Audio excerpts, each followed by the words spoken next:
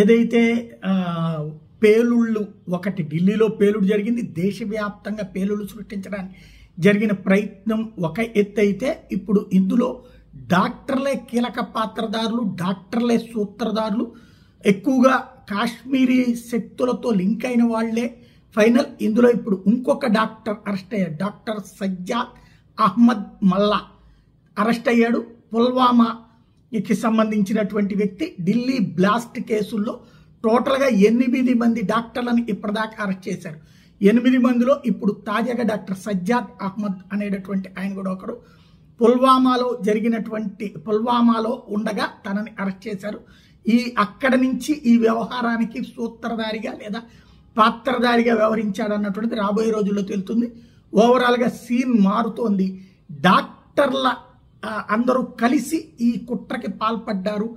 అది కూడా కాశ్మీర్కి సంబంధించినటువంటి డాక్టర్లు దేశంలోని వివిధ ప్రాంతాల్లో ఉంటూ ఈ కుట్రకి పాల్పడ్డారన్నటువంటి విషయం తేలుతోంది.